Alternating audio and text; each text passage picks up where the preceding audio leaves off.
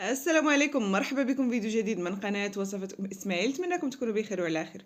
إن شاء الله غادي نحضر معكم هذه الفطيرة السائلة اللي كتجي رائعة بزاف. فطيرة تركية كتجي يا سلام عليها بطريقة زوينة صراحة وعجبتني بزاف، وقلت علاش لا اللي ما نتقاسمهاش معكم. كتجي غزالة والمذاق ديالها زوين، وغير بالمعلقة يا لالا ما تضربي تماره ما تعجني ما تدلكي. كنتمنى انكم تجربوها وما تنسونيش من لايك وبارطاج فيديو القناة. فرجة ممتعة لكم جميعا.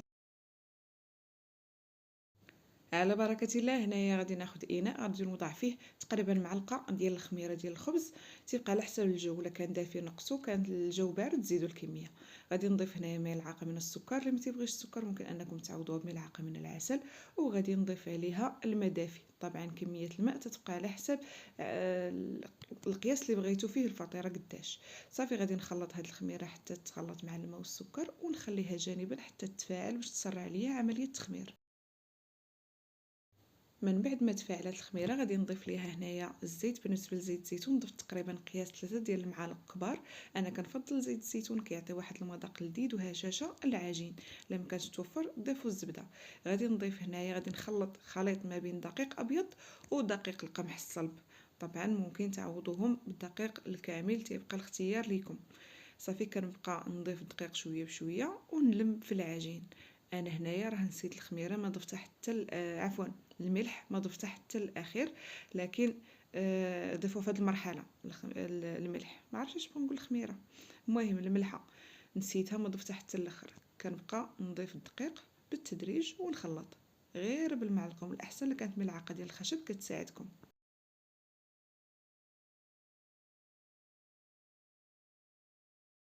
ان ملعقه ديال الخشب كتحكموا فيها اكثر.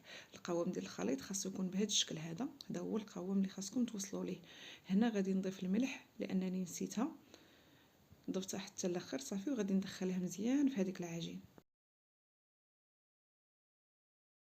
صافي هنا غادي نغطي العجينه ديالي ونخليها جانبا تخمر، بما ان العجينه خفيفه خليوها بلاصه دافيه راه كتخمر بسرعه. بالنسبه للحشوه في مقلاة وضعت هنايا 2 ديال البصلات اللي كبار مقطعين رقاق. نضيف عليهم هنايا الزيت، وغادي نضيف عليهم حتى الملح، وغنستمر في التحريك ديالهم حتى يتشحروا مزيان. المهم غادي نضيف حتى باقي التوابل اللي ما كثيراش بزاف، غادي نضيف فقط الابزار وشويه ديال التحميره، ما غاديش نكثر بزاف. هادو هما التوابل اللي غادي نضيف.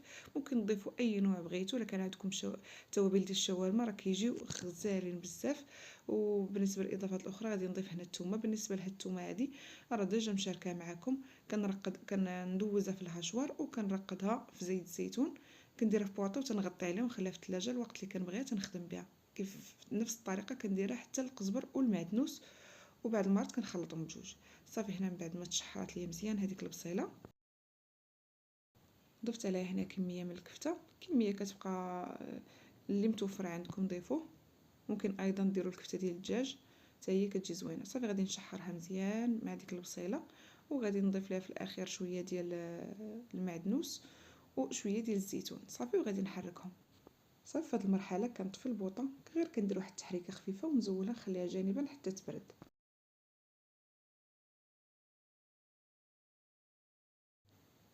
ندوزو هنا العجين ديالنا اللي راه خمر ضاعف الحجم ديالو كيف كتلاحظوا. غادي نزول هذاك البلاستيك، ما تخافوش هذيك العجينه اللي لصقات راني غادي نزولها.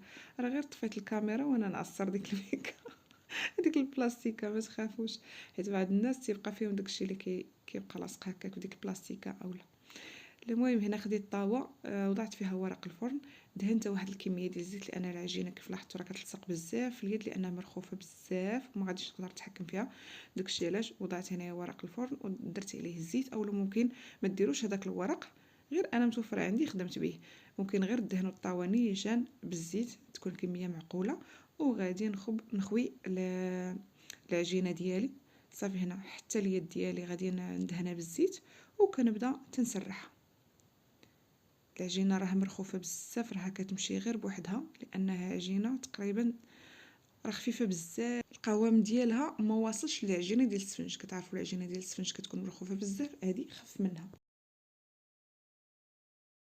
صافي كيف كتلاحظوا من بعد ما شدت الشكل ديال الطاوه الان غادي نبدا ندير هذوك الخطوط، وبحال اللي كندير واحد الحفارات بحال اللي كنحفر هذوك الخطوط وكنخلي واحد الفراغات بيناتهم. وهذوك الخطوط اللي درت غادي نعمرهم. هنا عندي هذا فرماج ديال الدهن عادي، كنحاول انني نطلقو واحد شويه لانها كان في الثلاجه، نحاول نطلقو واحد شويه صافي. كنبدا كنعمر به هذوك الخطوط كاملين. طبعا الا كان عندكم اي نوع ممكن ديروه، حتى هذاك اللي تيكون مربع ديال الساندويتش حتى هو ممكن تقطعوه وديروه في هاد الخطوط هادو، لكن هذا صراحه كيجي بنين.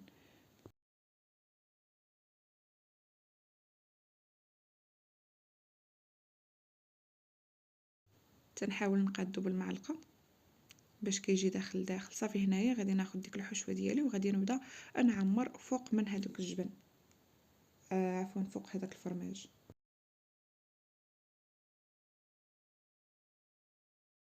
المهم هنا خدمت بيدي وكنلقى بزاف ديال الانتقادات انايا كنخدم بيدي، لكن راه فاش نخدم بالمعلقه، شوفوا فاش نخدم بالمعلقه كلشي كيتشتت، ماشي بحال الخدمه ديال اليد. لازم ايدي مغسوله، هي اللي خلطت بها، هي اللي طيبت بها، درت بها كلشي، ما تخافوش.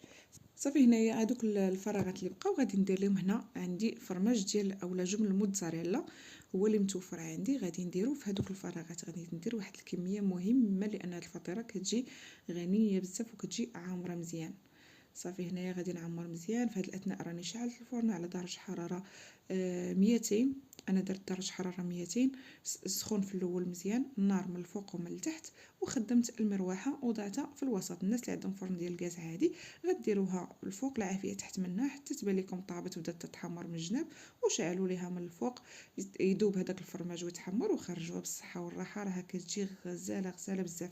شوفوا هنايا هذاك الفرماج حتى هو داب، والجبن ديال الموتزاريلا داب، وجات غزاله بزاف. صدقوني جا القوام ديالها غزال غزال غزال، جات بحال الفوكاتشا اللي كتكون رطبه، جات يا سلام عليها. غادي نقطعها معكم باش تشوفوها حتى من الداخل كيف دايره. كتجي زوينه لا في الشكل ولا في المذاق. شوفوا من التحت كيف كتجي زوينه بزاف، وكتجي محمره مزيان، خصوصا لا راقبتوا ليها الطياب ديالها. انا قلت لكم درجه حراره 200 بالنسبه للفرن ديالي، لكن الا كان الفرن ديالكم تيسخن بزاف فغتنقصوا طبعا درجه الحراره.